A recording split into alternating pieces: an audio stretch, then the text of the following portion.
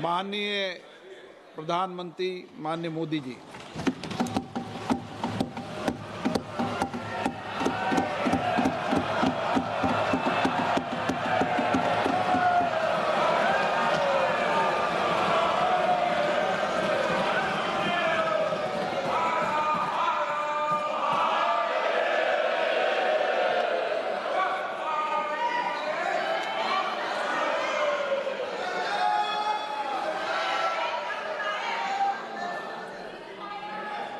आदरणीय अध्यक्ष जी, इस सत्र के प्रारंभ में ही मैं जब मीडिया के साथियों से बात कर रहा था, तब मैंने सभी माननीय सांसदों को अपील करते हुए एक बात का उल्लेख किया था। मैंने कहा था कि ये सत्र भारत के विजयोत्सव का सत्र है।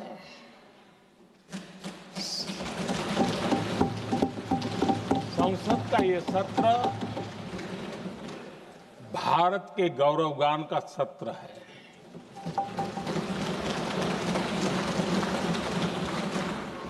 आदरणीय अध्यक्ष जी, जब मैं विजयोत्सव की बात कर रहा हूं, तब मैं कहना चाहूंगा कि ये विजयोत्सव आतंकी हेडक्वार्टर्स को मिट्टी में मिलाने का है।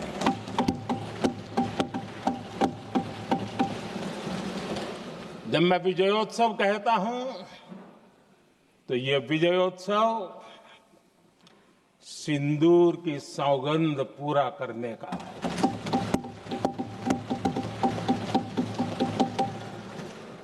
मैं जब ये विजयोत्सव कहता हूं, तो ये भारत की सेना के शौर्य और सामर्थ्य का विजय गाथा कह रहा है। जब मैं विजयोत्सव कह रहा हूं, तो 140 करोड़ भारतीयों की एकता, इच्छा शक्ति, उसके एक अप्रतिम जीत का विजयोत्सव की बात करता हूं। आदरणीय अध्यक्ष जी,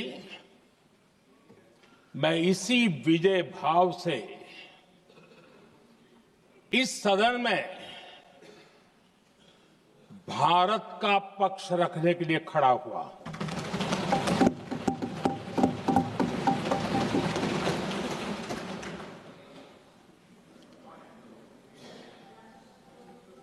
और जिन्हें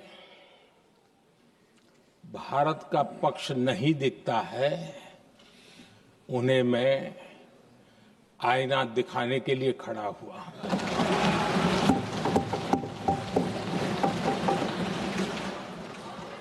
आदरणीय अध्यक्ष जी, मैं 140 करोड़ देशवासियों की भावनाओं में अपना स्वर मिलाने के लिए उपस्थित हुआ हूं।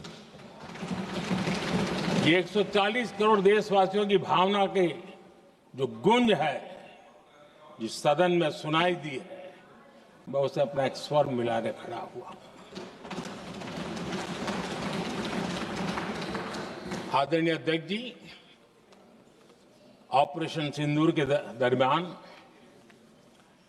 जिस प्रकार से देश के लोगों ने मेरा साथ दिया, मुझे आशीर्वाद दिए, देश की जनता मुझ पर कर्ज है। मैं देशवासियों का आभार व्यक्त करता हूं। मैं देशवासियों का अभिनंदन करता हूं। आदरणीय अध्यक्ष जी, 22 अप्रैल को पहलगाम में जिस प्रकार की क्रूर घटना घटी, जिस प्रकार आतंकवादियों ने निर्दोष लोगों को उनका धर्म पूछ पूछ करके गोलियां मारी, ये क्रूरता की पराकाष्ठा थी। भारत को हिंसा की आग में झोंकने का ये सुविचारित प्रयास था। भारत में दंगे फैलाने की ये साजिश थी।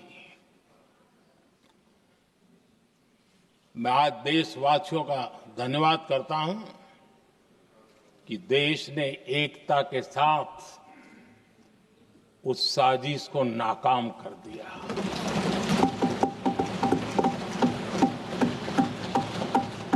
आदरणीय अध्यक्ष जी, 22 अप्रैल के बाद मैंने एक सार्वजनिक रूप से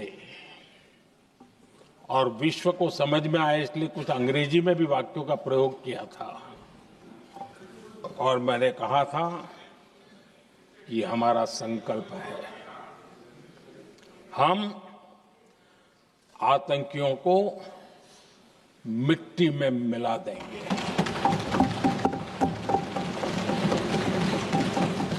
और मैंने सार्वजनिक रूप से कहा था, सजा उनके आकाओं को भी होगी और कल्पना से भी बड़ी सजा मिलेगी।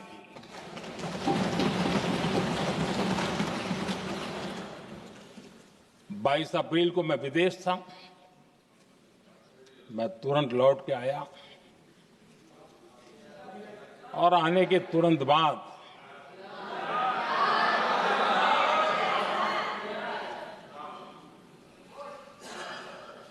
मैंने एक बैठक बुलाई और उस बैठक में हमने साफ साफ निर्देश दिए कि आतंकवाद को करारा जवाब देना होगा और ये हमारा राष्ट्रीय संकल्प है।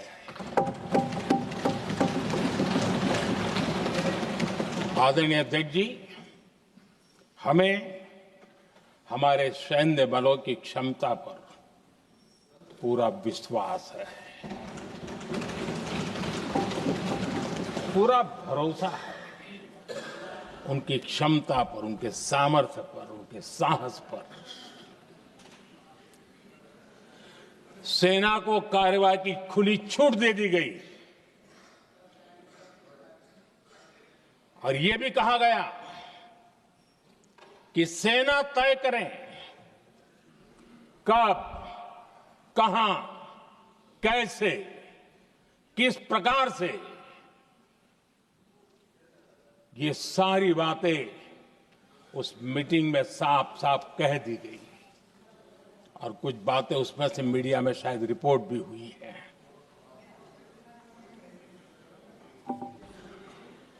हमें गर्व है आतंकियों को वो सजा दी और सजा ऐसी है कि आज भी आतंक के उन आकाओं की नींद उड़ी हुई है।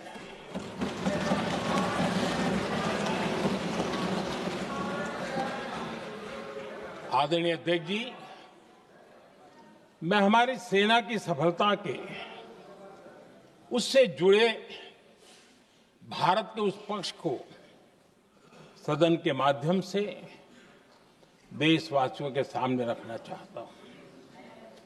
पहला पक्ष, पहलगाम हमले के बाद से ही पाकिस्तानी सेना को अंदाजा लग चुका था कि भारत कोई बड़ी कार्रवाई करेगा। उनके तरफ से न्यूक्लियर की धमकियों के भी बयान आना शुरू हो चुके थे। भारत ने 6 मई रात और 7 मई सुबह जैसा तय किया था वैसी कार्रवाई की और पाकिस्तान कुछ नहीं कर पाया। 22 मिनट में 22 अप्रैल का बदला निर्धारित लक्ष्य के साथ हमारी सेना ने ले लिया। दूसरा पक्ष, आदरणीय अध्यक्ष जी, पाकिस्तान के साथ हमारी लड़ाई तो कई बार हुई है, लेकिन ये पहली ऐसी भारत की रणनीति बनी कि जिसमें पहले जहां कभी नहीं गए थे वहां हम पहुंचे। पाकिस्तान के कोने कोने में आतंकी अड्डों को धुआं धुआं कर दिया गया।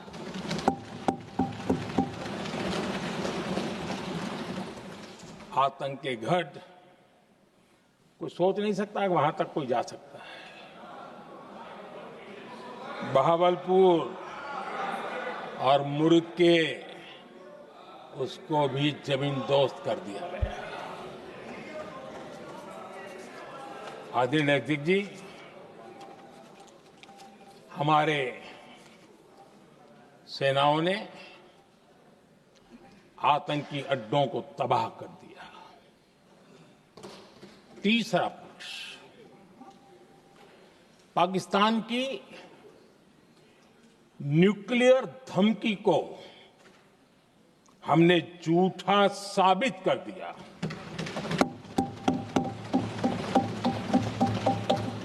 भारत ने सिद्ध कर दिया कि न्यूक्लियर ब्लैकमेलिंग अब नहीं चलेगा और न ही ये न्यूक्लियर ब्लैकमेलिंग के सामने भारत झुकेगा।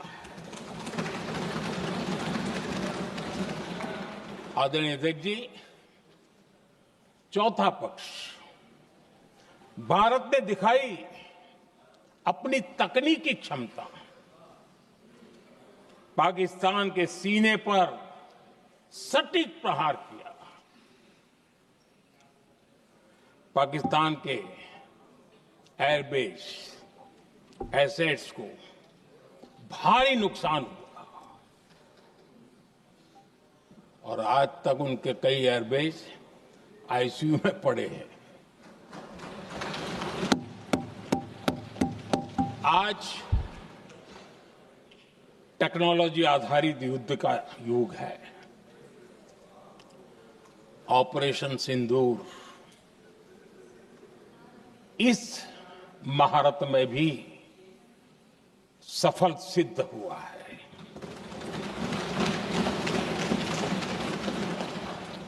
अगर पिछले 10 साल में जो हमने तैयारियां की हैं वो न की होती तो इस तकनीक के युग में हमारा कितना नुकसान हो सकता था, इसका हम अंदाज लगा सकते हैं। पांचवा पक्ष,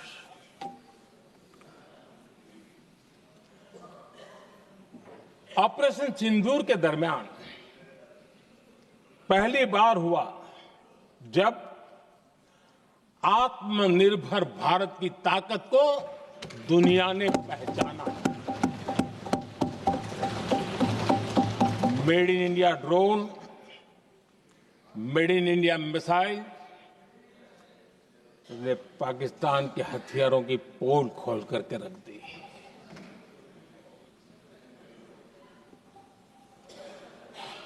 आदरणीय अध्यक्ष जी, और भी एक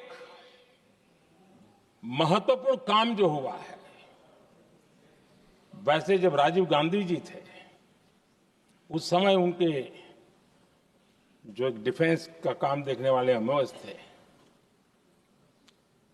उन्होंने जब मैंने सीडीएस की घोषणा की तो वो बहुत प्रसन्न होकर के मुझे मिलने आए थे और बहुत बहुत प्रसन्न थे वो। इस समय ऑपरेशन में नेवी, आर्मी, एयरफोर्स, तीनों सेनाओं का जॉइंट एक्शन, इसके बीच की सिनर्जी, इसने पाकिस्तान के छक्के छुड़ा दिए।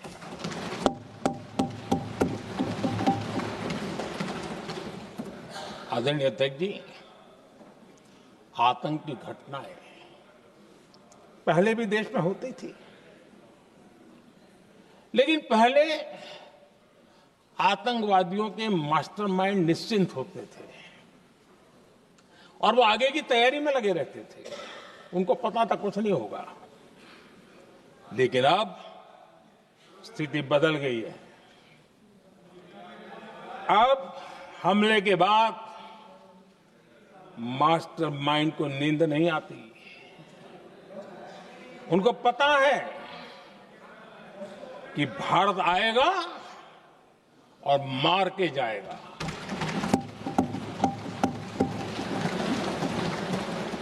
ये न्यू नॉर्मल भारत ने सेट कर दिया है।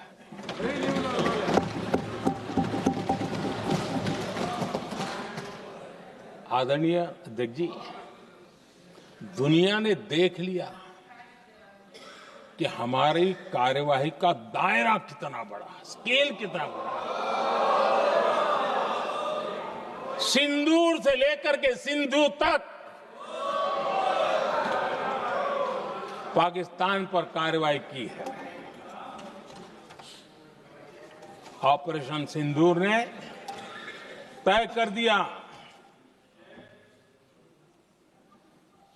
कि भारत में आतंकी हमले की, उसके आकाओं को और पाकिस्तान को भारी कीमत चुकानी पड़ेगी। अब ऐसे ही नहीं जा सकते। आदरणीय अध्यक्ष जी, ऑपरेशन सिंदूर से स्पष्ट होता है कि भारत ने 3 सूत्र तय किए हैं।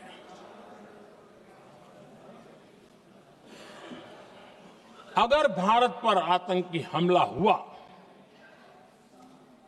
तो हम अपने तरीके से, अपनी शर्तों पर, अपने समय पर जवाब दे करके रहेंगे।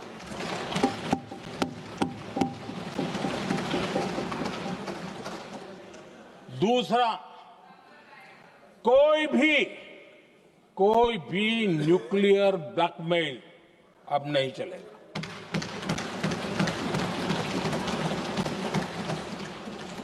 और तीसरा, हम आतंक की सरपरस्त सरकार और आतंक के आकाओं, उनको अलग अलग नहीं देखेंगे। आदरणीय अध्यक्ष जी,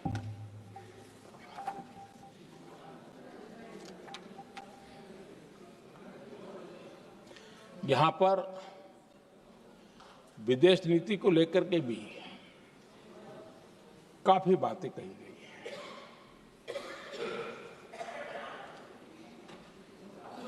दुनिया के समर्थन को लेकर के भी काफी बातें कही गई हैं। मैं आज सदन में कुछ बातें पूरी स्पष्टता से कह रहा हूं।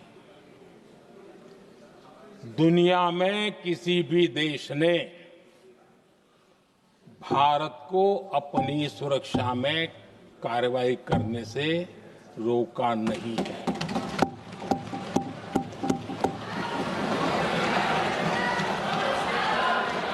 संयुक्त राष्ट्र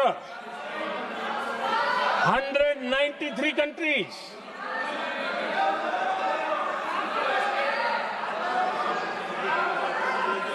सिर्फ 3 देश 193 कंट्री में सिर्फ 3 देश ऑपरेशन सिंदूर के दौरान पाकिस्तान के समर्थन में बयान दिया था। Only 3 countries.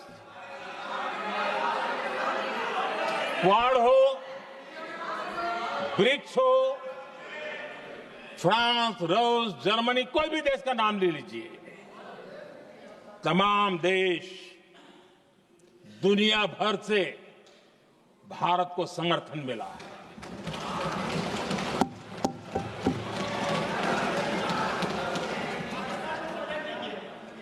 आदरणीय अध्यक्ष जी,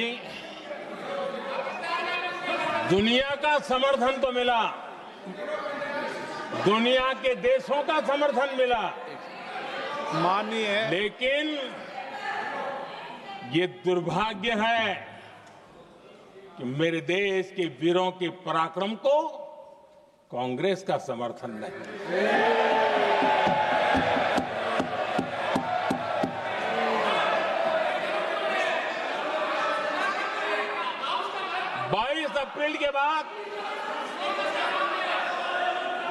22 अप्रैल के आतंकी हमले के बाद 3-4 दिन में ही ये उछल रहे थे और कहना शुरू कर दिया, कहां गई 56 इंच की छाती, कहां खो गया मोदी, मोदी तो फेल हो गया। क्या मजा ले रहे थे, उनको लगता है वाह बाजी मार ली। उनको पहलगाम के निर्दोष लोगों की हत्या में भी वो अपनी राजनीति तराशते थे।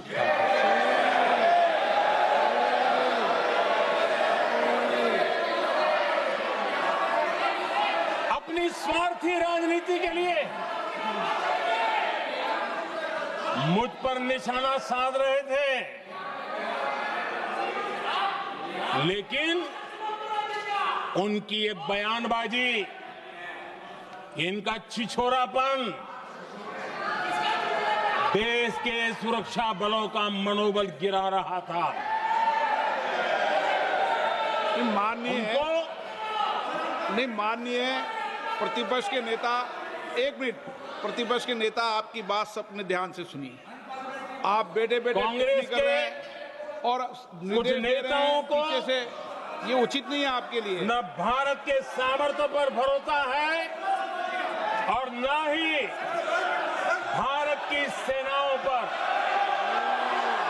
इसलिए वो लगातार ऑपरेशन सिंदूर पर सवाल उठा रहे हैं। ऐसा करके आप लोग मीडिया में हेडलाइंस तो ले सकते हैं, लेकिन देशवासियों के दिलों में जगह नहीं बना सकते।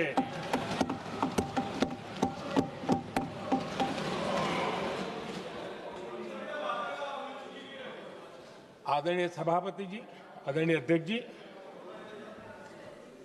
10 मई को भारत ने ऑपरेशन सिंदूर के तहत हो रहे एक्शन को रोकने की घोषणा की। इसको लेकर यहां भांति भांति की बातें कही गई। ये वही प्रोपेगेंडा है जो सीमा पार से फैलाया गया है। कुछ लोग सेना द्वारा दिए गए तथ्यों की जगह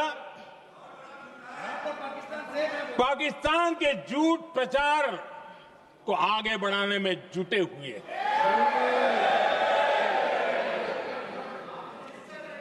जबकि भारत का रुख हमेशा स्पष्ट रहा है। आदरणीय अध्यक्ष जी, कुछ चीजें मैं जरा स्मरण भी कराना चाहता हूं। जब सर्जिकल स्ट्राइक हुआ, उस समय हमने लक्ष्य तय किया था, हमारे जवानों को तैयार करके कि हम उनके इलाके में जाकर के आतंकियों के जो लॉन्चिंग पैड है उनको नष्ट करेंगे और सर्जिकल स्ट्राइक एक रात के उस ऑपरेशन में हमारे लोग सूर्योदय होते होते काम पूरा करके वापस आए। लक्ष्य निर्धारित था कि ये करना है। जब बालाकोट एयर स्ट्राइक किया तो हमारा लक्ष्य तय था कि आतंकियों के जो ट्रेनिंग सेंटर्स है, इस बार हम उसको तबाह करेंगे, और हमने वो भी करके दिखाया। ऑपरेशन सिंदूर के समय हमारा लक्ष्य तय था, और हमारा लक्ष्य था कि आतंक के जो एपी सेंटर है और पहलगाम के आतंकियों को जहां से पुरजोश योजना बनी, ट्रेनिंग मिली, व्यवस्था मिली, उस पर हमला करेंगे। हमने उनके नाभि पर हमला कर दिया।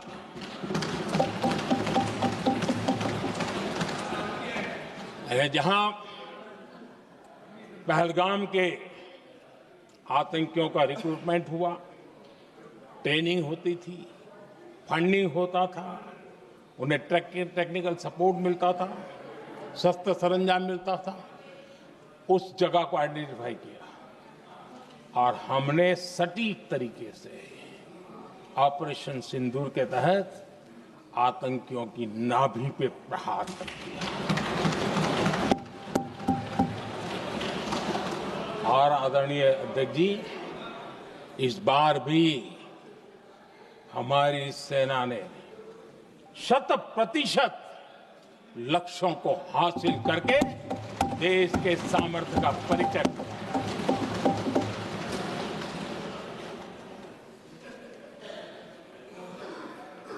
कुछ लोग जानबूझ करके कुछ चीजें भूलने में इंटरेस्टेड होते हैं। देश भूलता नहीं है, देश को याद है।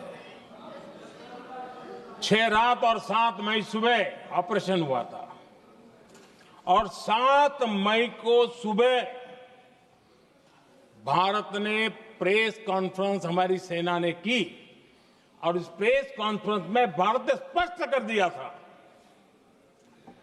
और पहले दिन से क्लियर था कि हमारा लक्ष्य है आतंकियों के आका, आतंकियों की जो व्यवस्थाएं जहां से होती है वो, और उनके अड्डे, उनको हम ध्वस्त करना चाहते थे। और हमने प्रेस कॉन्फ्रेंस में कह दिया था, हमने हमारा काम कर दिया है, हमने जो तय किया था पूरा कर दिया है। और इसलिए 6-7 मई को ऑपरेशन हमारे यहां संतोषजनक होने के तुरंत बाद, कल जो राजनाथ जी ने कहा था, मैं डंके की चोट पर दोबारा दोहराता हूं, भारत की सेना ने पाकिस्तान की सेना को चंद मिनटों में बता दिया कि हमारा ये लक्ष्य था, हमने ये लक्ष्य पूरा कर दिया है, ताकि उनको पता चले और हमें भी पता चले कि उनके दिल दिमाग में क्या चलता है।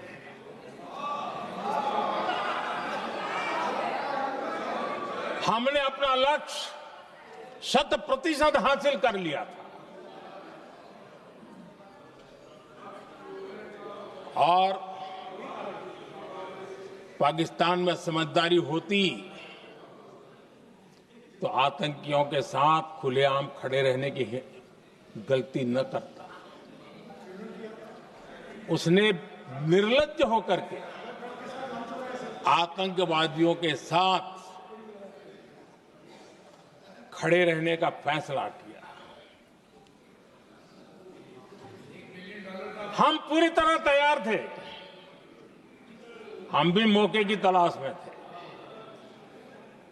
लेकिन हमने दुनिया को बताया था कि हमारा लक्ष्य आतंकवाद है, आतंकवादी आका है, आतंकवादी ठिकाने हैं। वो हमने पूरा कर दिया। लेकिन जब पाकिस्तान ने आतंकियों की मदद में आने का फैसला किया और मैदान में उतरने की हरकत की, तो भारत की सेना ने सालों तक याद रह जाए ऐसा करारा जवाब दे करके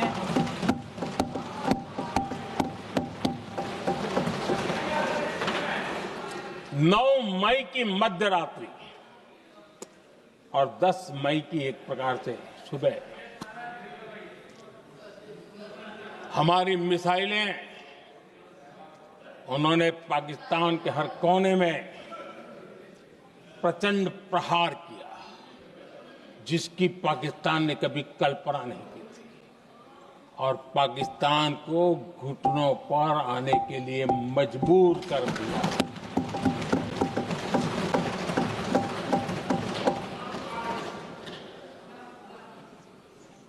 और आपने टीवी में भी देखा है, वहां से क्या बयान आते थे।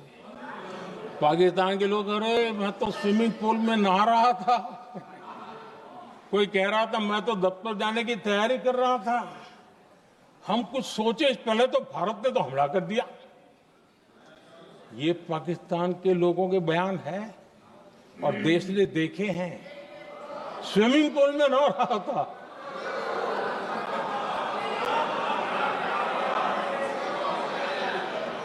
और जब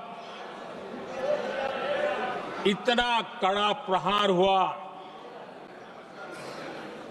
पाकिस्तान ने कभी सोचा तक नहीं था, तब जाकर के पाकिस्तान ने फोन करके डीजीएमओ के सामने फोन करके गुहार लगाई,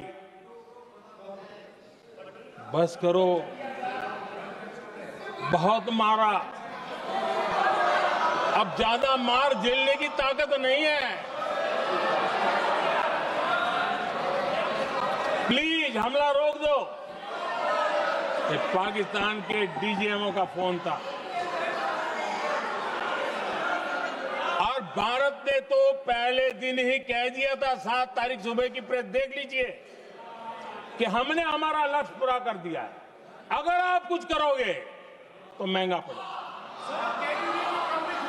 और आप फिर ऐसे कैसे चलता है? प्लीज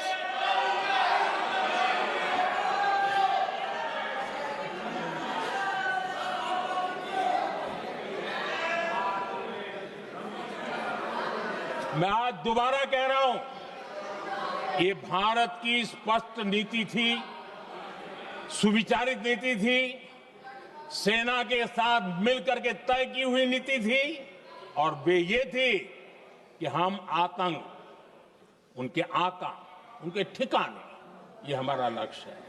और हमने कहा, पहले दिन प्रेस कॉन्फ्रेंस में कहा है कि हमारा एक्शन नॉन एक्सीलरेटरी है, ये हमने कह करके किया है।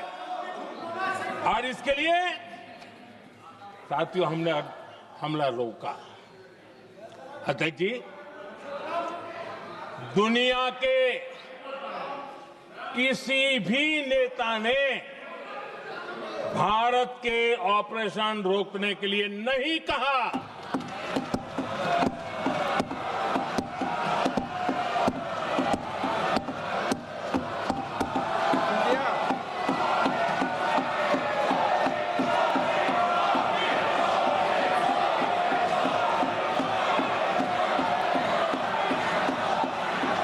उसी दौरान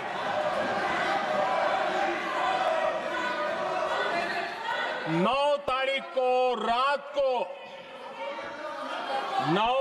को रात को अमेरिका के उपराष्ट्रपति जी ने मुझसे बात करने का प्रयास किया। वो घंटे भर कोशिश कर रहे थे, लेकिन मेरी सेना के साथ मीटिंग चल रही थी, तो मैंने उनका फोन उठा नहीं पाया। बाद में मैंने उनको कॉल बैक किया। मैंने कहा कि आपका फोन था, 3-4 बार आपका फोन आ गया, क्या है? तो अमेरिका के उपराष्ट्रपति जी ने मुझे फोन पे बताया कि पाकिस्तान बहुत बड़ा हमला करने वाला है ये उन्होंने मुझे बताया। मेरा जो जवाब था, जिनको समझ नहीं आता है उनको तो नहीं आएगा।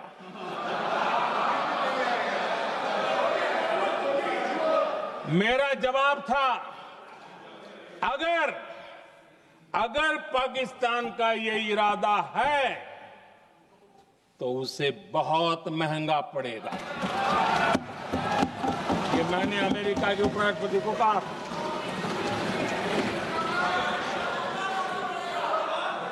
अगर पाकिस्तान हमला करेगा तो हम बड़ा हमला कर करके जवाब देंगे। ये मेरा जवाब था। और आगे मेरा एक वाक्य था, मैंने कहा था हम गोली का जवाब गोले से देंगे। ये 9 तारीख रात की बात है और 9 रात में और 10 सुबह हमने पाकिस्तान को सैन्य शक्ति को तहस नहस कर दिया था। और यही हमारा जवाब था, यही हमारा जज्बा था। और आज पाकिस्तान भी भली भांति जान गया है कि भारत का हर जवाब पहले से ज्यादा तगड़ा होता है।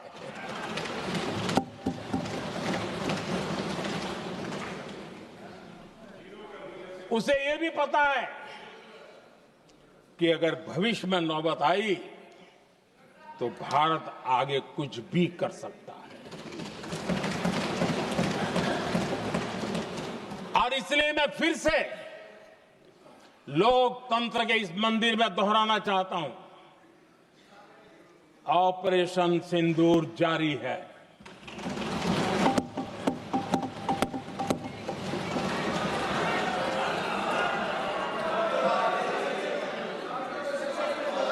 पाकिस्तान ने दुस्साहस की अगर कल्पना की तो उसे करारा जवाब दिया जाएगा।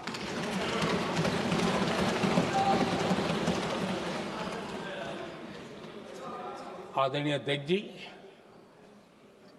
आज का भारत आत्मविश्वास से भरा हुआ है।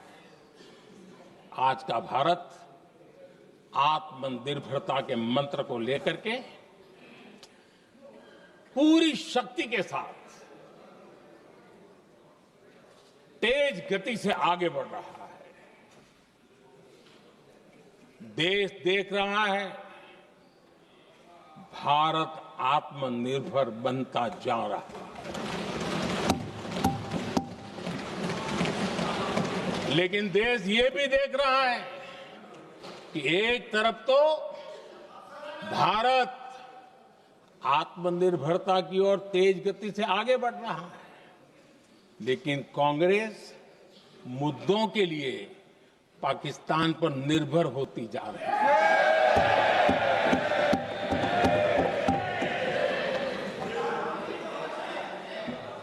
मैं आज पूरा दिन देख रहा था, जो 16 घंटे से जो चर्चा चल रही है, दुर्भाग्य से। प्लीज बैठिए, सब जवाब दे दिया आपका। आप सुनते नहीं, सबका जवाब दे दिया। प्लीज दुर्भाग्य से सुनिए जवाब। कांग्रेस को पाकिस्तान के मुद्दे इंपोर्ट करने पड़ रहे हैं।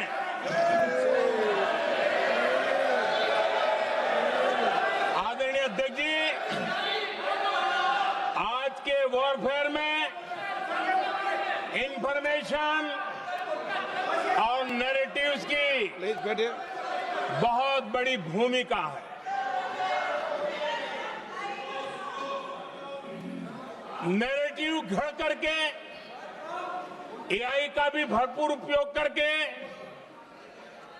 सेनाओं के मनोबल को कमजोर करने के खेल भी खेले जाते हैं। जनता के अंदर अविश्वास पैदा करने के भी भरपूर प्रयास होते हैं।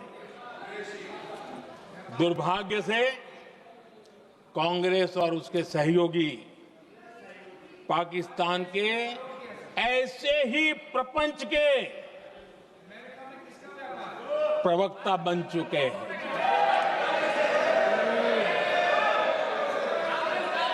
आदरणीय अध्यक्ष जी, देश की सेना ने आदरणीय अध्यक्ष जी, ये तरीका है देश आपका? की सेना ने बैठिए बैठिए। देश की नहीं, सेना ने सुनते नहीं। सर्जिकल स्ट्राइक की। बैठिए।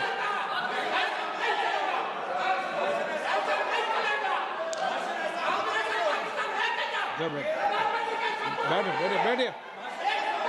आदरणीय अध्यक्ष जी, देश की सेना ने सफलतापूर्वक सर्जिकल स्ट्राइक की तो तुरंत कांग्रेस वालों ने सेना से सबूत मांगे थे,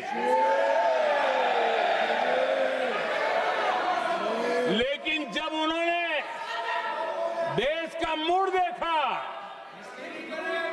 देश का मिजाज देखा, तो सुर उनके बदलने लगे और बदल करके क्या कहने लगे? कांग्रेस के लोगों ने कहा, ये सर्जिकल स्ट्राइक क्या बड़ी बात है, ये तो हमने भी की थी। एक ने कहा 3 सर्जिकल स्ट्राइक की थी, दूसरे ने कहा 6 सर्जिकल स्ट्राइक की थी, तीसरे ने कहा 15 सर्जिकल स्ट्राइक की थी। जितना बड़ा नेता उतना बड़ा आंकड़ा चल रहा था।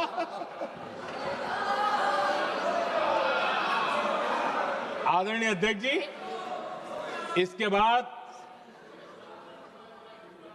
बालाकोट में सेना ने एयर स्ट्राइक की। अब एयर स्ट्राइक तो ऐसी थी कि वो कुछ कह नहीं सकते थे, इसलिए ये तो नहीं कहा कि भाई हमने भी की थी। उसमें तो उन्होंने समझदारी दिखाई, लेकिन फोटो मांगने लगे। एयर स्ट्राइक हुई तो फोटो दिखाओ, क्या कहां गिरा, क्या तोड़ा, कितना तोड़ा, कितने मरे, बस यही पूछते रहे। पाकिस्तान भी यही पूछता था, ये भी यही पूछते थे। इतना ही नहीं, आदरणीय अध्यक्ष जी, जब पायलट अभिनंदन पकड़े गए तो पाकिस्तान में तो खुशी का माहौल होना स्वाभाविक था कि उनके हाथ में भारतीय सेना का एक पायलट उनके हाथ लगा था। लेकिन यहां पर भी कुछ लोग थे जो कानों कानों में कह रहे थे, अब मोदी फंसा, अब अभिनंदन माए मोदी ला करके दिखा दे, अब देखते हैं मोदी क्या करता है। आज डंके की चोट पर अभिनंदन वापिस आए।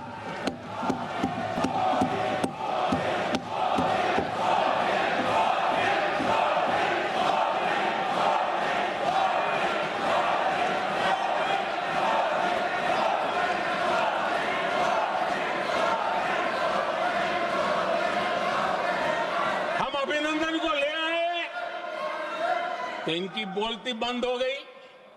इनको लगा यार कि नसीब वाला आदमी है, हमारा हथियार हाथ से निकल गया। आदरणीय अध्यक्ष जी, पहलगाम हमले के बाद हमारा बीएसएफ का एक जवान पाकिस्तान के कब्जे में गया तो फिर इनको लगा वाह, बड़ा मुद्दा हाथ में आ गया है, अब मोदी फंस जाएगा। अब तो मोदी की फजीयत जरूर होगी। और उनकी इकोसिस्टम ने सोशल मीडिया में बहुत सारी कथाएं वायरल की कि ये बीएसएफ के जवान का क्या होगा, उसके परिवार का क्या होगा। ये वापस आएगा, कब आएगा, कैसे आएगा, न जाने क्या क्या चला दिया। आदरणीय अध्यक्ष जी, बीएसएफ का वो जवान भी आन बान शान के साथ वापस आए।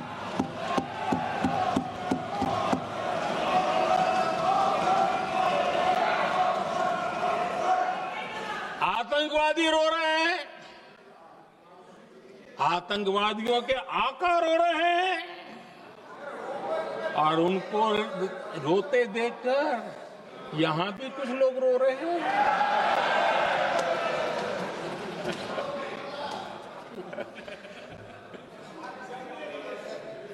अब देखिए, सर्जिकल स्ट्राइक में सर्जिकल स्ट्राइक चल रही थी, उसके बाद उन्होंने एक खेल खेलने की कोशिश की, बात जमी नहीं। एयर स्ट्राइक हुई तो दूसरा खेल खेलने की कोशिश की, वो भी जमी नहीं। जब ये ऑपरेशन सिंदूर हुआ तो उन्होंने नया पैंतरा शुरू किया, और क्या शुरू किया? रोक क्यों दिया? पहले तो मानने को तैयार नहीं थे कि मुक्त करते, अब कहते रोक क्यों दिया? बाहरे बयान बहादुरों,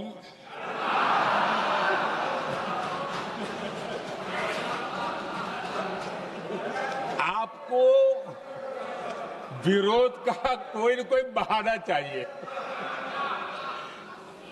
और इसलिए सिर्फ मैं नहीं, पूरा देश आप पर हंस रहा है।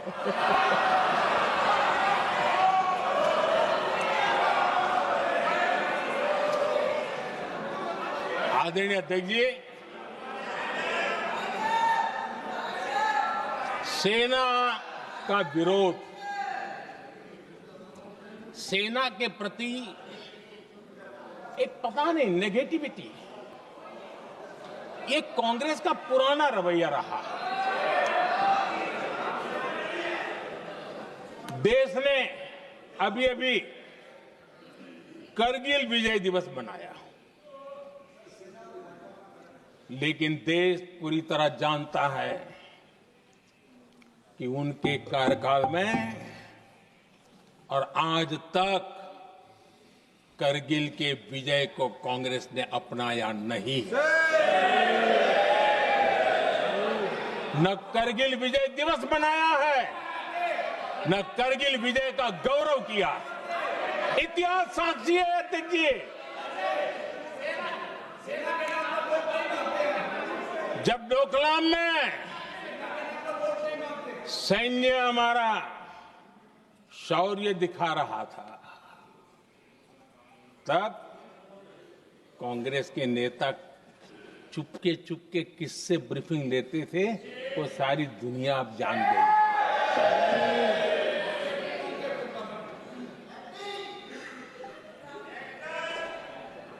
आप निकाल दीजिए पाकिस्तान के सारे बयान, और यहां हमारा विरोध करने वाले लोगों के बयान फुल स्टॉप कॉमा के साथ एक है। क्या कहेंगे इसको? और बुरा लगता है सच बोलते हैं तो। पाकिस्तान के साथ सुर में सुर मिला दिया जाता है। आदरणीय अध्यक्ष जी, देश हैरान है, कांग्रेस ने पाकिस्तान को क्लीन चिट दे दी है।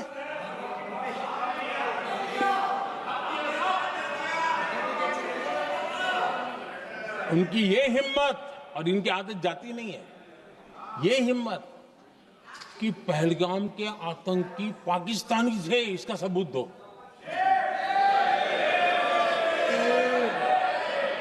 क्या कह रहे हो तुम लोग? ये कौन सा तरीका है? और यही मांग पाकिस्तान कर रहा है जो कांग्रेस कर रही है।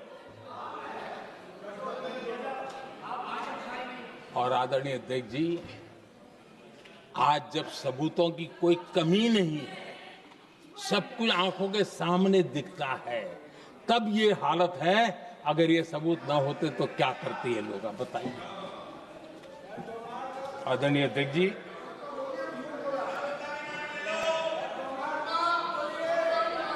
अध्यक्ष जी, ऑपरेशन सिंदूर के एक पार्ट की तरफ तो चर्चा भी बहुत होती है, ध्यान भी जाता है, लेकिन देश के लिए कुछ गौरव की क्षणें होती हैं, ताकत के परिचय होता है, उसकी तरफ भी ध्यान जाना बहुत आकर्षित है।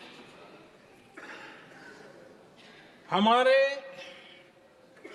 एयर डिफेंस सिस्टम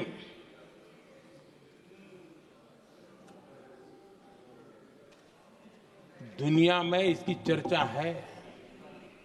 हमारे एयर डिफेंस सिस्टम ने पाकिस्तान की मिसाइल और ड्रोन्स उसको तिनके की तरफ बिखेर दिया था।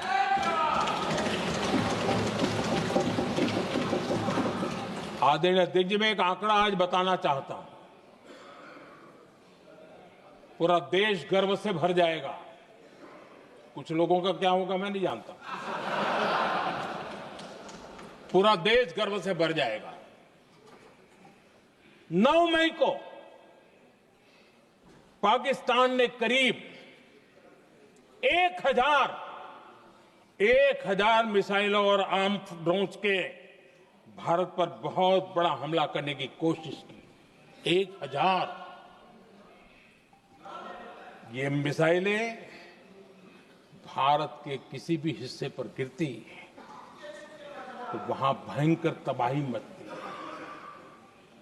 लेकिन 1000 मिसाइल्स और ड्रोन्स को भारत ने आसमान में ही चूर चूर कर दिया।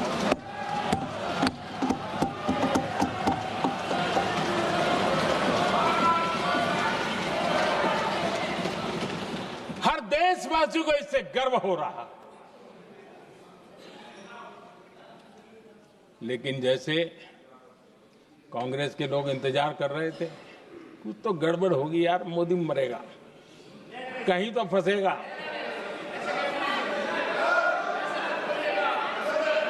पाकिस्तान ने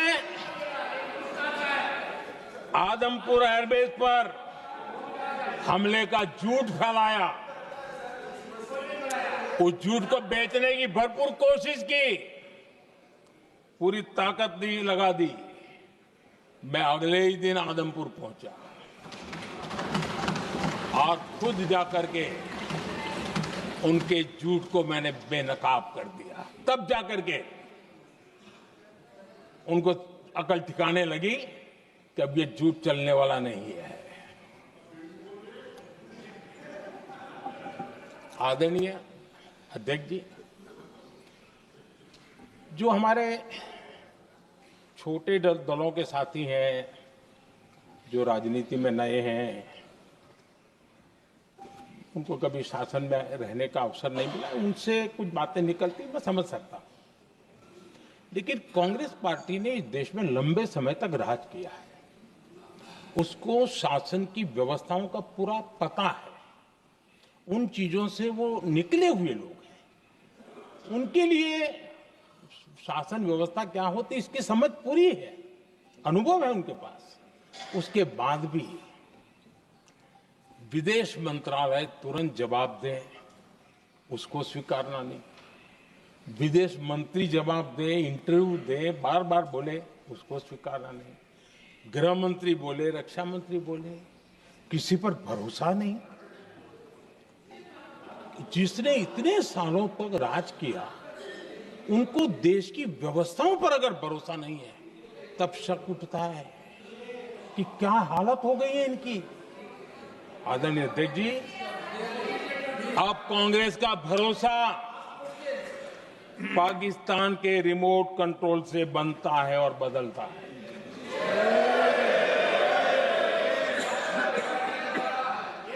आदरणीय अध्यक्ष जी, एक बिल्कुल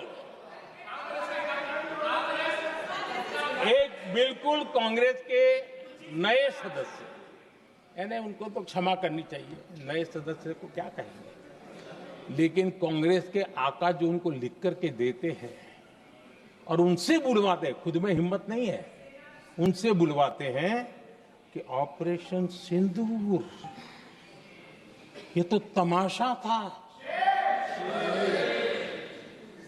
ये आतंकवादियों ने जिन 26 लोगों को मौत के घाट उतारा था ना, उस भयंकर क्रूर घटना पर ये तेजाब छिड़कने वाला पाप है। तमाशा कहते हो? आपकी असहमति हो सकती है, और ये कांग्रेस के नेता बुलवाते हैं।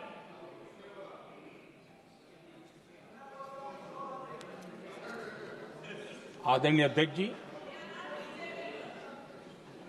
पहलगाम के हमलावरों को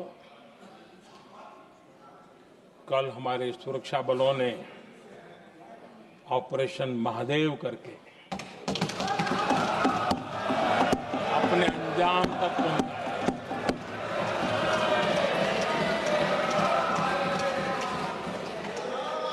लेकिन मैं हैरान हूं कि यहां ठहाके लगा के पूछा गया कि आखिर ये कल ही क्यों हुआ।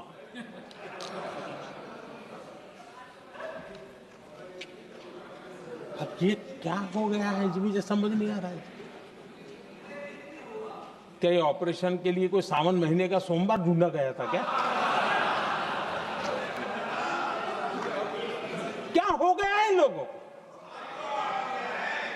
हताशा, निराशा इस हद तक।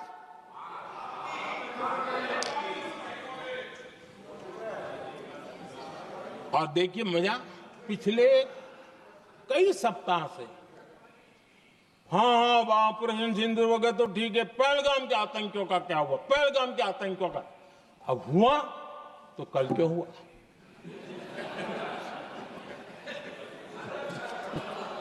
और कल ही क्यों हुआ? क्या हाल है अध्यक्ष जी का। आदरणीय अध्यक्ष जी,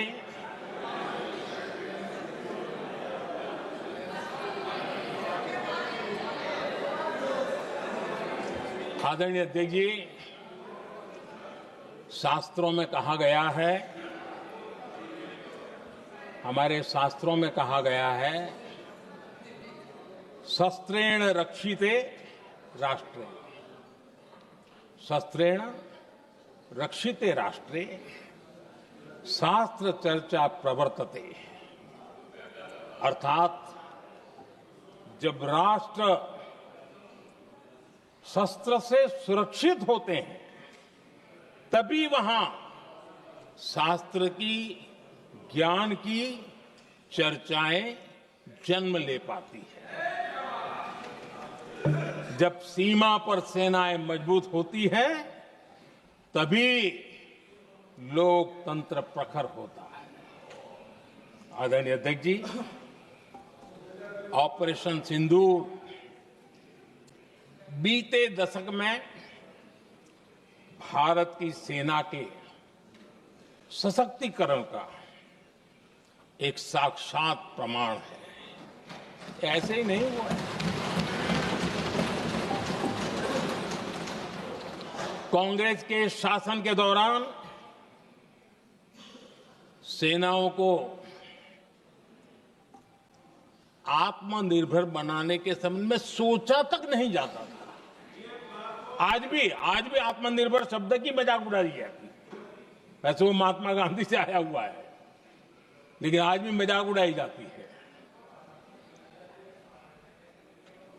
हर रक्षा सौदे में कांग्रेस अपने मौके खोजती रहती थी।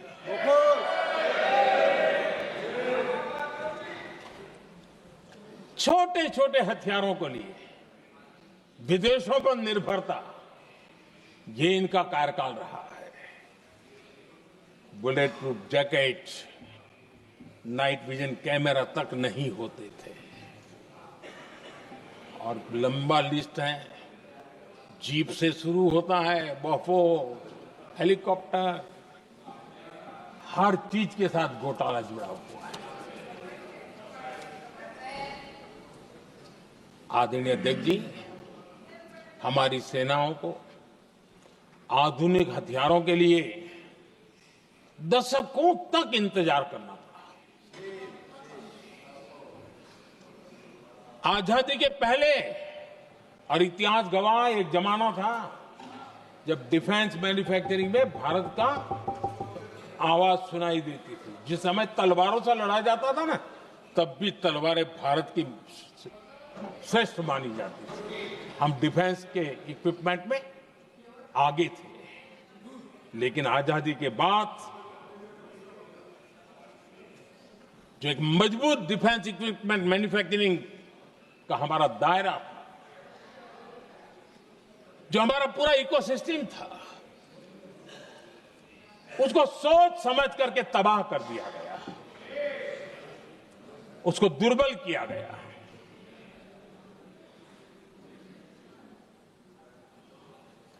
रिसर्च और मैन्युफैक्चरिंग के लिए रास्ते बंद कर दिए गए।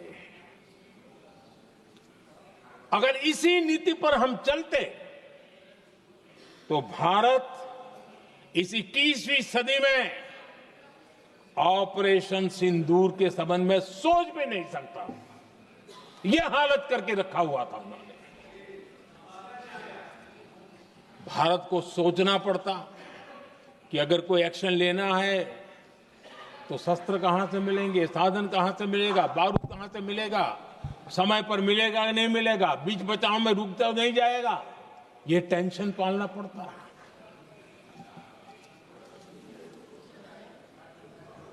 आदरणीय अध्यक्ष जी, बीते एक दशक में मेक इन इंडिया हथियार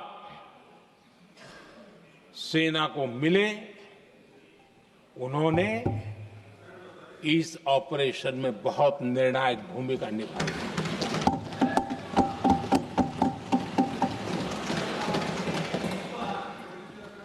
आदरणीय अध्यक्ष जी, एक दशक पहले भारत के लोगों ने संकल्प लिया, हमारा देश सशक्त, आत्मनिर्भर और आधुनिक राष्ट्र बने। रक्षा, सुरक्षा, हर क्षेत्र में बदलाव के लिए एक के बाद एक ठोस कदम उठाए गए, सीरीज ऑफ रिफॉर्म्स किए गए और देश में सेना में जो रिफॉर्म्स हुए हैं, जो आजादी के बाद पहली बार हुए।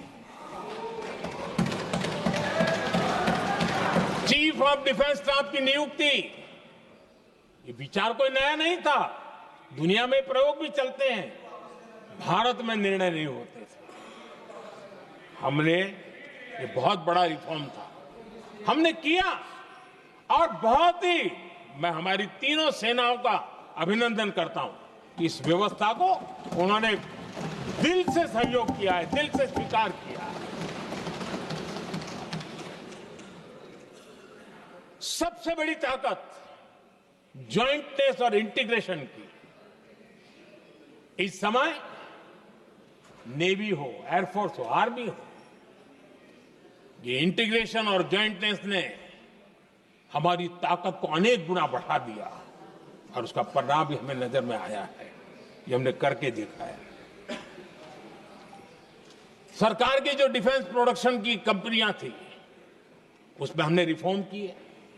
शुरुआत में वहां पर आग लगाना, आंदोलन करवाना, हड़तालें करवाने के खेल चल रहे थे, अभी भी बंद नहीं हुए हैं, लेकिन देश हित को सर्वोपरि मान करके उन डिफेंस इंडस्ट्री के हमारे जो लोग थे सरकारी व्यवस्था में, उन्होंने इसको मन से लिया, रिफॉर्म को स्वीकार किया और वो भी आज बहुत प्रोडक्टिव बन गए।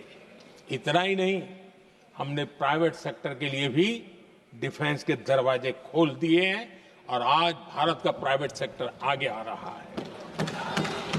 आज स्टार्टअप्स डिफेंस के क्षेत्र में हमारे 27-30 साल के नौजवान, टियर 2, टियर 3 सिटी के नौजवान, कई कुछ जगह तो बेटियां स्टार्टअप का नेतृत्व कर रही है। डिफेंस के सेक्टर में सैकड़ों की तादाद में आज स्टार्टअप काम कर रहे हैं। ड्रोन्स, एक प्रकार से मैं कह सकता हूं, ड्रोन्स की जितनी भी एक्टिविटी हमारे देश में हो रही है, शायद एवरेज 30-35 की उम्र होगी जो लोग कर रहे हैं, सारे लोग, और सैकड़ों की तादाद में कर रहे हैं। और उसका ताकत, क्योंकि इनका भी योगदान था इसमें, जिन्होंने इस प्रकार के प्रोडक्शन किए हैं, और वो हमें ऑपरेशन सिंदूर में बहुत काम आए। मैं उन सबके प्रयासों को बहुत साधुवाद करता हूं और मैं उनको विश्वास दिलाता हूं, आगे बढ़िए, अब देश रुकने वाला नहीं है। आदरणीय अध्यक्ष जी, डिफेंस सेक्टर में मेक इन इंडिया ये नारा नहीं था। हमने इसके लिए बजट पॉलिसी में जो परिवर्तन करना था, जो नए इनिशिएटिव ले रहे थे, वो नए इनिशिएटिव लिए। और सबसे बड़ी बात, क्लियर कट विजन के साथ हमने देश में make in India defence sector के अंदर तेज गति से हम आगे बढ़ रहे हैं। आदरणीय अध्यक्ष जी, एक दशक में डिफेंस का बजट लगभग पहले से 3 गुना हुआ है। डिफेंस प्रोडक्शन में करीब करीब 250% वृद्धि हुई है, 250% वृद्धि हुई है। 11 वर्षों में डिफेंस एक्सपोर्ट 30 गुना से भी ज्यादा बढ़ा है, 30 गुना से ज्यादा। डिफेंस एक्सपोर्ट आज दुनिया के करीब 100 देशों तक हम पहुंचे हैं। और आदरणीय अध्यक्ष जी, कुछ चीजें ऐसी होती हैं जो इतिहास में बहुत बड़ा प्रभाव छोड़ती हैं। ऑपरेशन सिंदूर ने डिफेंस का जो मार्केट है उसमें भारत का झंडा गाड़ दिया है। भारत के हथियारों की डिमांड आज बढ़ती चली जा रही है, मांग बढ़ रही है। ये भारत में उद्योगों को भी बल देगी, एमएसएमईज को बल देगी, हमारे नौजवानों को रोजगार देगी, और हमारे नौजवान अपनी बनाई चीजों से दुनिया में अपनी ताकत का प्रदर्शन कर पाएंगे। ये आज दिख रहा है, मैं देख रहा हूं। डिफेंस के क्षेत्र में जो आत्मनिर्भर भारत की दिशा में हम जो कदम उठा रहे हैं, मैं हैरान हूं। कुछ लोगों को आज भी तकलीफ हो रही है, जैसे उनका खजाना लूट गया। ये कौन सी मानसिकता है? देश को ऐसे लोगों को पहचानना होगा। आदरणीय अध्यक्ष जी, मैं स्पष्ट करना चाहता हूं, डिफेंस में भारत का आत्मनिर्भर होना ये आज की शस्त्रों की स्पर्धा में के काल में विश्व शांति के लिए भी जरूरी है।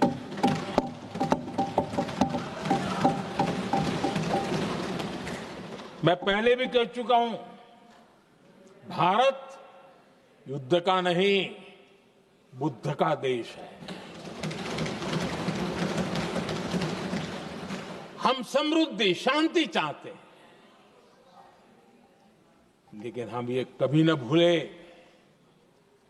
कि समृद्धि का और शांति का रास्ता शक्ति से ही गुजरता है।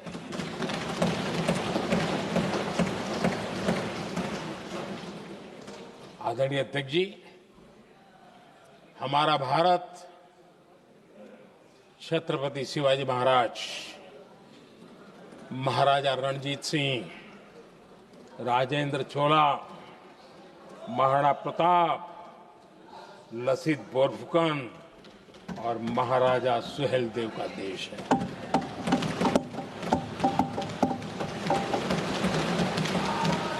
आदरणीय अध्यक्ष जी, हम विकास और शांति के लिए सामरिक सामर्थ्य पर भी फोकस करते हैं। आदरणीय अध्यक्ष जी,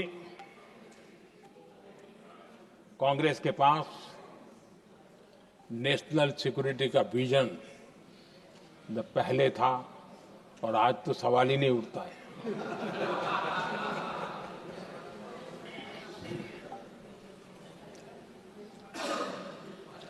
कांग्रेस ने हमेशा नेशनल सिक्योरिटी पर समझौता किया। आज जो लोग पूछ रहे हैं पीओके को वापस क्यों नहीं लिया? वैसे ये सवाल मुझे ही पूछ सकते हैं और किसको पूछ सकते हैं?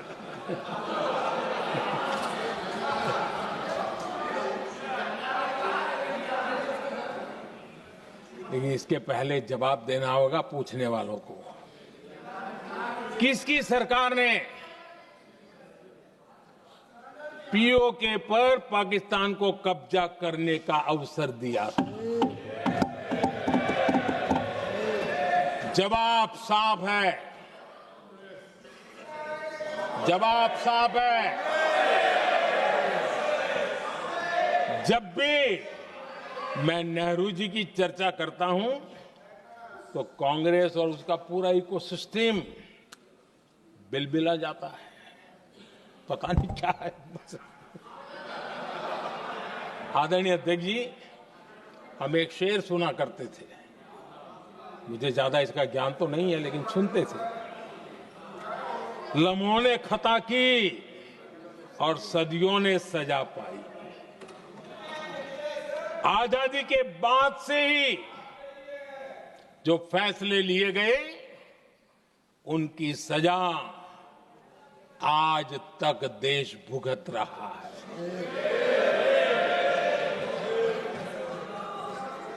यहां बार बार एक बात का जिक्र हुआ और मैं फिर से करना चाहूंगा।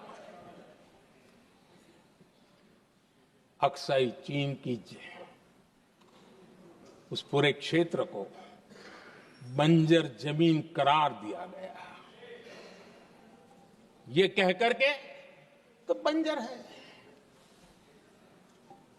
देश की 38,000 वर्ग किलोमीटर जमीन हमें खोनी पड़ी।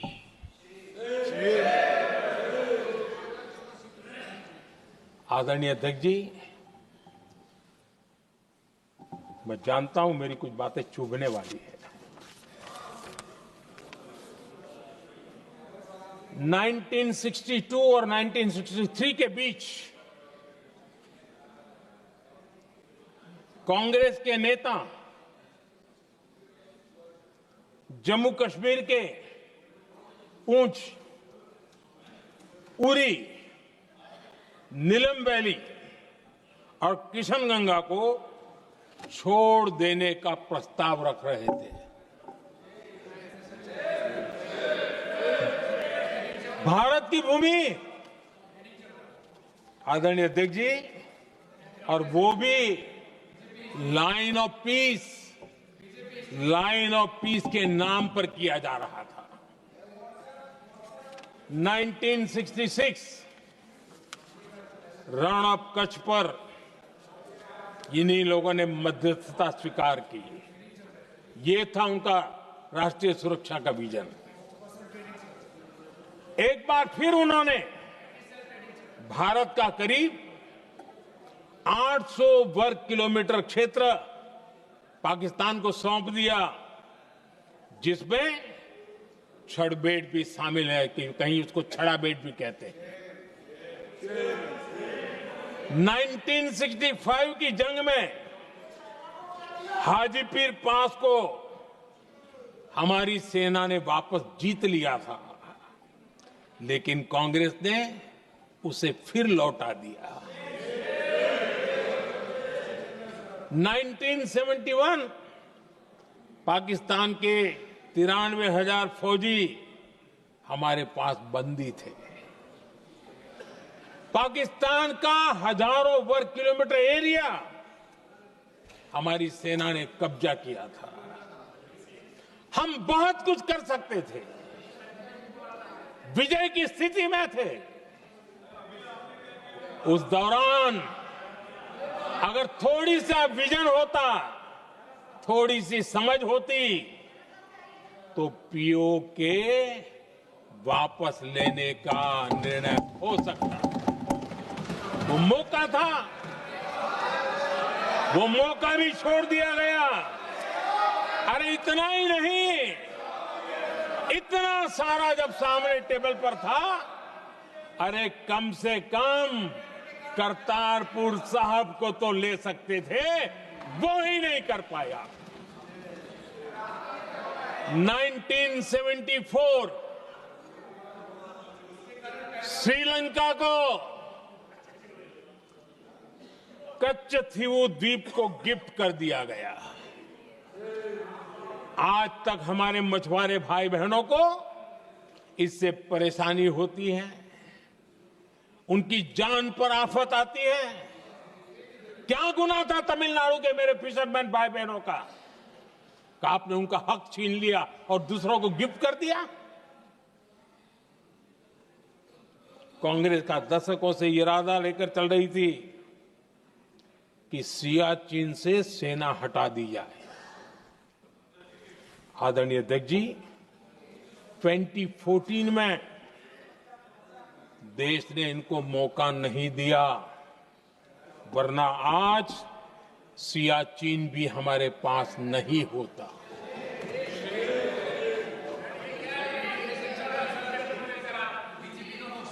आदरणीय अध्यक्ष जी, आजकल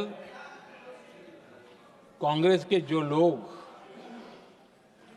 हमें डिप्लोमेसी का पाठ पढ़ा रहे हैं, मैं उन्हें उनकी डिप्लोमेसी याद दिलाना चाहता हूं ताकि उनको भी कुछ याद रहे, पता चले। 26/11 जैसे भयंकर हमले के बाद बहुत बड़ा आतंकी हमला था। कांग्रेस का पाकिस्तान से प्रेम नहीं रुका। इतनी बड़ी घटना 26/11 की हुई थी। विदेशी दबाव में हमले के कुछ हफ्तों के भीतर ही कांग्रेस सरकार ने पाकिस्तान से बातचीत शुरू कर दी। आदरणीय अध्यक्ष जी,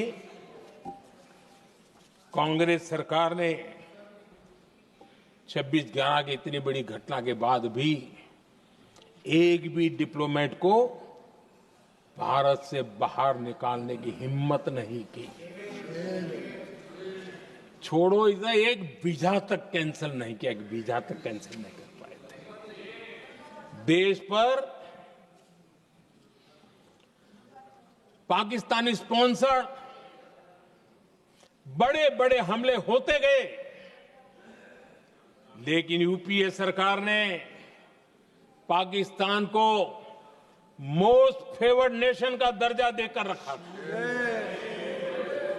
वो कभी वापस नहीं लिया था। एक तरफ देश मुंबई के हमले का ये न्याय मांग रहा था, दूसरी तरफ कांग्रेस पाकिस्तान के साथ व्यापार करने में लगी थी।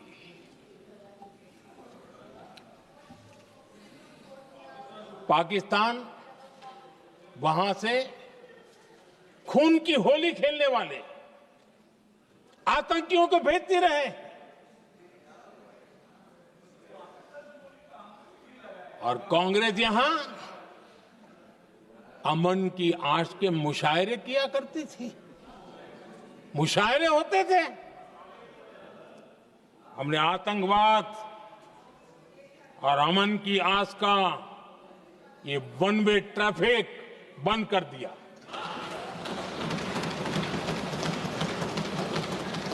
हमने पाकिस्तान का एमएफएन का दर्जा रद्द किया, वीजा बंद किया। हमने अटारी वाघा बॉर्डर को बंद कर दिया। आदरणीय अध्यक्ष जी,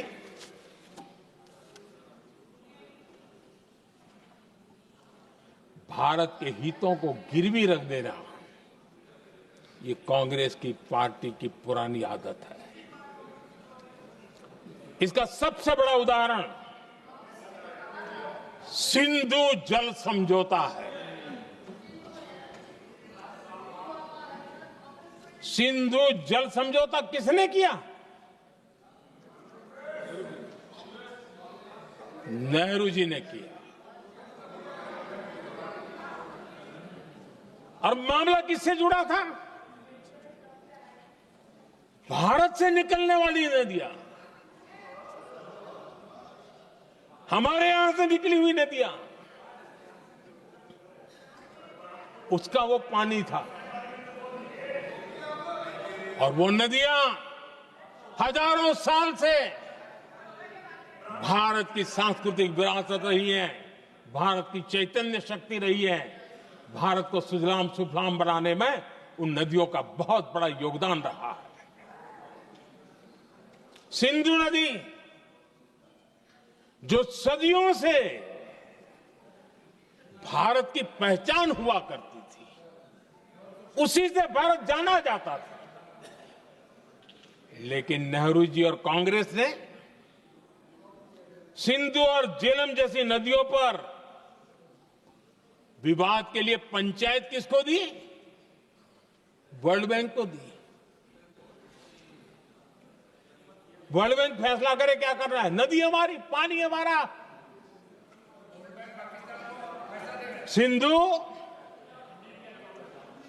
सिंधु जल समझौता सीधा सीधा भारत की अस्मिता और भारत के स्वाभिमान के साथ किया गया बहुत बड़ा धोखा था।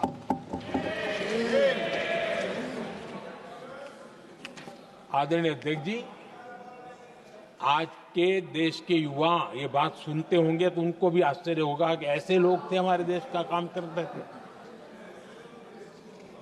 नेहरू जी ने इस ट्रीटी करी और क्या किया? ये जो पानी था, जो नदियां थी, जो भारत से निकल रही थी, उन्होंने 80% पानी पाकिस्तान को देने के लिए वो राजी हो गए। और इतना बड़ा हिंदुस्तान, उसको सिर्फ 20% पानी। कोई मुझे समझाए भाई ये कौन सी बुद्धिमानी थी, कौन सा देश हित था, कौन सी डिप्लोमेसी थी? क्या हालत करके बना के रखा था आप लोगों ने? इतनी बड़ी आबादी वाला हमारा देश, हमारे यहां से निकलती हुई ये नदियां, और सिर्फ 20% पानी, और 80% पानी उन्होंने उसको दिया जो देश खुलेआम भारत को अपना दुश्मन करार कर देता रहता है, दुश्मन कहता रहा। और ये पानी पर किसका हक था? हमारे देश के किसानों का, हमारे देश के नागरिकों का। हमारा पंजाब, हमारा जम्मू कश्मीर देश के एक बहुत बड़े हिस्से को इन्होंने पानी के संकट में धकेल दिया, इस एक कारण से। और राज्यों के भीतर भी पानी को लेकर के आपस में संघर्ष पैदा हुई है, प्रतिस्पर्धा पैदा हुई, और उनका जिस पर हक था उस पर पाकिस्तान मौज करता रहा। और ये दुनिया में अपनी डिप्लोमेसी के पाठ पढ़ाते रहते हैं। आदरणीय अध्यक्ष जी, अगर ये ट्रीटी न होती तो पश्चिमी नदियों पर कई बड़ी परियोजनाएं बनती। पंजाब, हरियाणा, राजस्थान और दिल्ली, वहां के किसानों को भरपूर पानी मिलता, पीने के पानी की कोई समस्या नहीं रहती। औद्योगिक प्रगति के लिए भारत बिजली बना पाता। इतना ही नहीं, नेहरू जी ने इसके उपरांत करोड़ों रुपए भी दिए ताकि पाकिस्तान नहर बना सके।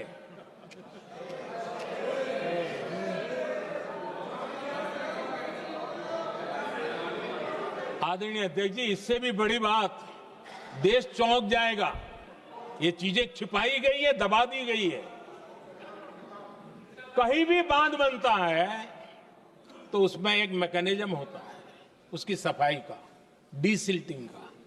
उसमें जो मिट्टी भर जाती है, बाकी घास वगैरह आकर के भर जाता है, तो उसकी कैपेसिटी कम होती है, तो उसकी सफाई के लिए यानी इनबिल्ट व्यवस्था होती है। नेहरू जी ने पाकिस्तान के कहने पर यह शर्त स्वीकार की है कि इन बांध में जो मिट्टी आएगी, कूड़ा कचरा आएगा और बांध भर जाएगा, इसकी सफाई नहीं कर सकते,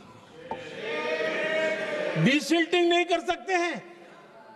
बांध हमारे यहां, पानी हमारा, लेकिन निर्णय पाकिस्तान का कि आप डिसिल्टिंग नहीं कर सकते। इतना ही नहीं, जब इस बार मैं डिटेल में गया तो एक बांध तो ऐसा है कि जहां ये डिसिल्टिंग के लिए जो गेट होता है ना, उसको वेल्डिंग कर दिया गया है ताकि कोई गलती से भी खोल करके वो मिट्टी को निकाल ना दे।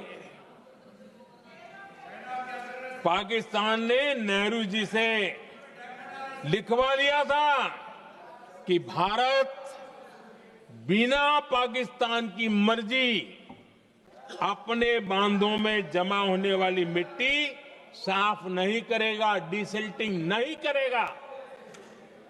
ये समझौता देश के खिलाफ था और बाद में नेहरू जी को भी ये गलती माननी पड़ी। इस समझौते में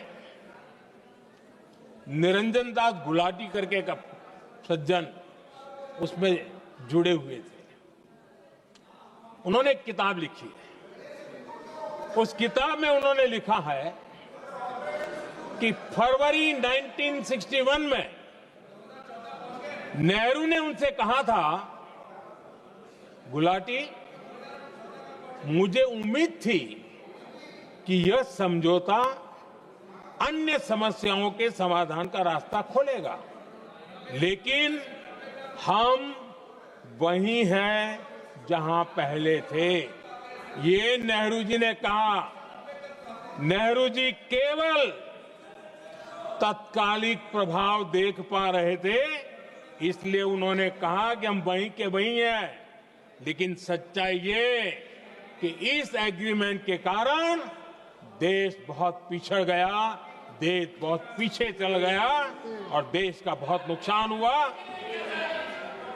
हमारे किसानों को नुकसान हुआ, हमारी खेती को नुकसान हुआ। और नेहरू जी उस डिप्लोमेसी को जानते थे जिसमें किसान का कोई वजूद ही नहीं था। यह हाल करके रखा था उन्होंने। आदरणीय अध्यक्ष जी, पाकिस्तान आगे दशकों तक भारत के साथ युद्ध और छद्म युद्ध, प्रॉक्सी वॉर करता ही रहा,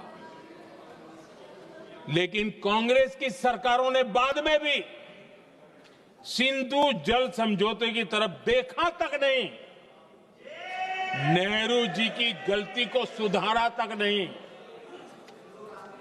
आदरणीय अध्यक्ष जी, लेकिन अब भारत ने पुरानी गलती को सुधारा है, ठोस निर्णय लिया है। भारत ने नेहरू जी द्वारा किए गई बहुत बड़ी ब्लंडर, सिंधु जल समझौते को देश हित में, किसानों के हित में एबेंस में रख दिया है। देश का अहित करने वाला ये समझौता अब इस रूप में आगे नहीं चल सकता। भारत ने तय कर दिया है, खून और पानी साथ साथ नहीं बह सकते।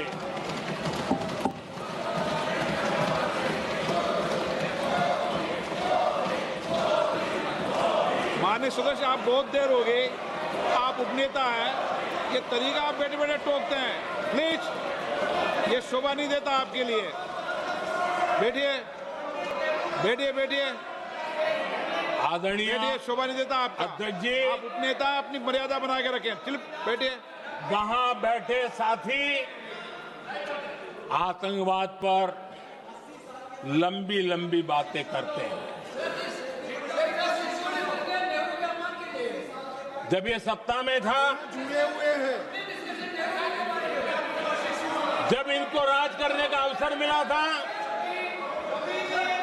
तब देश का हाल क्या है, क्या रहा था, वो आज भी देश भूला नहीं है। 2014 से पहले देश में असुरक्षा का जो माहौल था, अगर वो आज याद भी करे ना, तो लोग सिहर जाते हैं। आदरणीय अध्यक्ष जी, हम सबको याद है, जो नई पीढ़ी के बच्चे हैं उनको पता नहीं है, हम सबको पता है। हर जगह पर अनाउंसमेंट होता था, रेलवे स्टेशन पर जाओ, बस स्टैंड पर जाओ, एयरपोर्ट पर जाओ, बाजार में जाओ, मंदिर में जाओ, कहीं पर भी जाओ, जहां भी भीड़ होती है, कोई भी लावारिस चीज दिखे छूना मत, पुलिस को तुरंत जानकारी देना, वो बम हो सकता है। हम 2014 तक यही सुनते आए थे, ये हालात करके रखा था। देश के कोने कोने में यही हाल था। माहौल ये था कि जैसे कदम कदम पर बम बिछे हैं और खुद को ही नागरिकों ने बचाना है, उन्होंने हाथ ऊपर कर दिए थे, अनाउंस कर दिया। आदरणीय अध्यक्ष जी, कांग्रेस की कमजोर सरकारों के कारण देश को कितनी जानें गंवानी पड़ी, हमें अपनों को खोना पड़ा। आदरणीय अध्यक्ष जी, आतंकवाद पर ये लगाम लगाई जा सकती थी। हमारी सरकार ने 11 साल में ये करके दिखाया, एक बहुत बड़ा सबूत है। 2004 से 14 के बीच जो आतंकी घटनाएं होती थी, उन घटनाओं में बहुत बड़ी कमी आई है। इसलिए देश भी जानना चाहता है, अगर हमारी सरकार आतंकवाद पर नकेल कस सकती है, तो कांग्रेस सरकारों की ऐसी कौन सी मजबूरी थी कि आतंकवाद को फलने फूलने दिया। आदरणीय अध्यक्ष जी,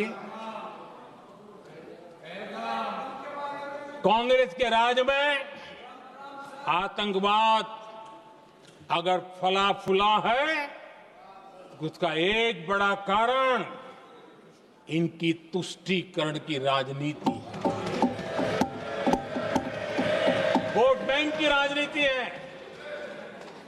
जब दिल्ली में बाटला हाउस एनकाउंटर हुआ, कांग्रेस के एक बड़ी नेता के आंख में आंसू थे, आतंकवादी मारे गए इसके कारण। और वोट पाने के लिए इस बात को हिंदुस्तान के कोने कोने में पहुंचाया गया। आदरणीय अध्यक्ष जी, 2001 में देश की संसद पर हमला हुआ था। तब कांग्रेस के एक बड़े नेता ने अफजल गुरु को बेनिफिट ऑफ डाउट देने की बात कही थी। आदरणीय अध्यक्ष जी, मुंबई में 26/11 का इतना बड़ा आतंकी हमला हुआ, एक पाकिस्तानी आतंकी जिंदा पकड़ा गया। पाकिस्तान की मीडिया ने, दुनिया ने यह स्वीकार किया कि ये पाकिस्तानी है, लेकिन यहां कांग्रेस पार्टी इतना बड़ा पाकिस्तान का पाप, इतना बड़ा पाकिस्तानी आतंकी हमला, और ये क्या खेल खेल रहे थे? वोट बैंक की राजनीति के लिए क्या कर रहे थे? कांग्रेस पार्टी इसको भगवा आतंक सिद्ध करने में जुटी हुई है।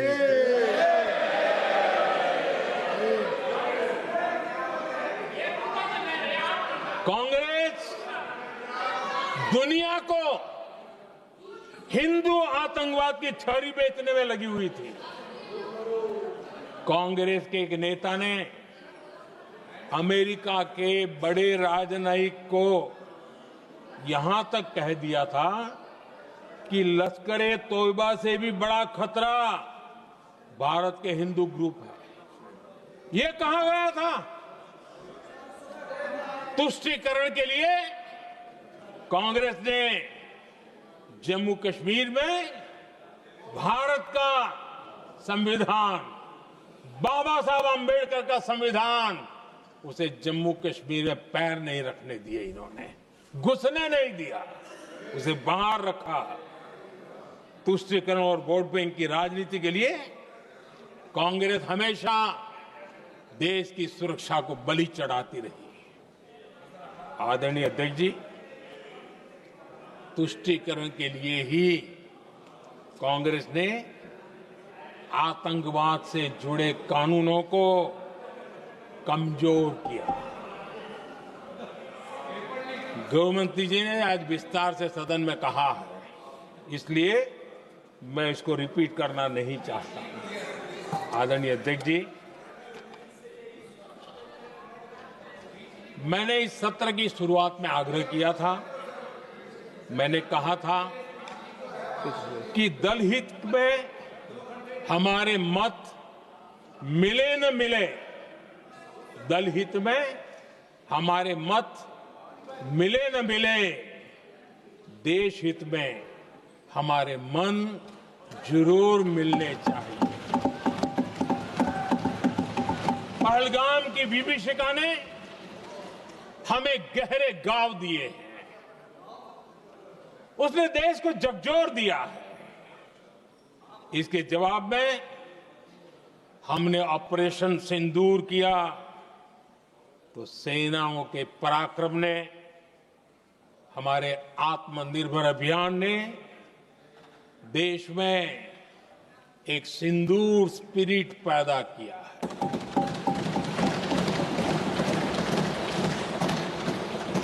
ये सिंदूर स्पिरिट हमने तब भी देखी जब दुनिया भर में हमारे प्रतिनिधि मंडल भारत की बात बताने गए। मैं उन सभी साथियों को बहुत बहुत बधाई देता हूं। आपने बहुत ही प्रभावी ढंग से भारत की बात डंके की चोट पर दुनिया के सामने रखी। लेकिन मुझे दुख इस बात का है, हैरानी भी है, जो खुद को कांग्रेस के बड़े नेता समझते हैं, उनके पेट में दर्द हो रहा है कि भारत का पक्ष दुनिया के सामने क्यों रखा गया है। शायद कुछ नेताओं को सदन में बोलने पर भी पाबंदी लगा दी गई।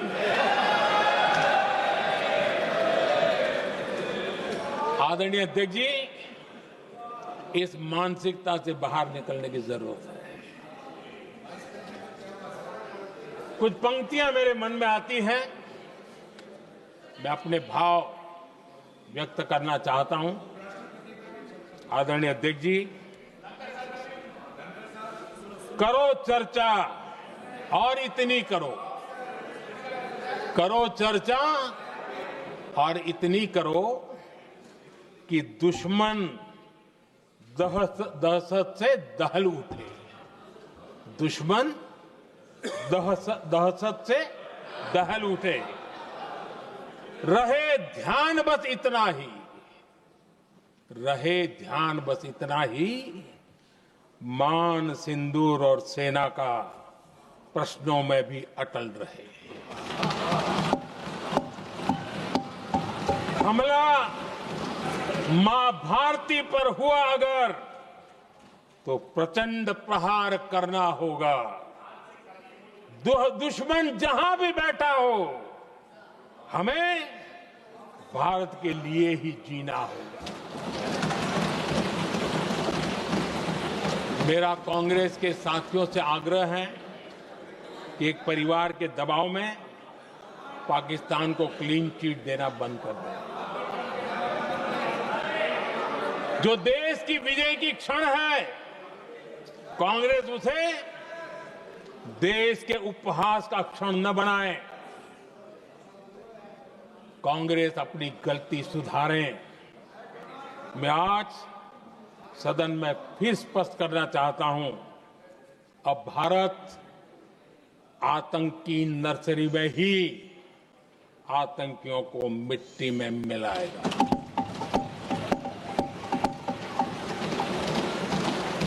हम पाकिस्तान को भारत के भविष्य से खेलने नहीं देंगे और इसलिए ऑपरेशन सिंदूर खत्म नहीं हुआ है, ऑपरेशन सिंदूर जारी है। और ये पाकिस्तान के लिए भी नोटिस है। वो जब तक भारत के खिलाफ आतंक का रास्ता रोकेगा नहीं, तब तक भारत एक्शन लेता रहेगा। भारत का भविष्य सुरक्षित और समृद्ध होगा, यही हमारा संकल्प है। इसी भाव के साथ मैं फिर से सभी सदस्यों को सार्थक चर्चा के लिए धन्यवाद देता हूं। और आदरणीय अध्यक्ष जी, मैंने भारत का पक्ष रखा है, भारत के लोगों की भावनाओं को व्यक्त किया है। मैं सदन का फिर से आभार व्यक्त करता हूं। बहुत बहुत धन्यवाद।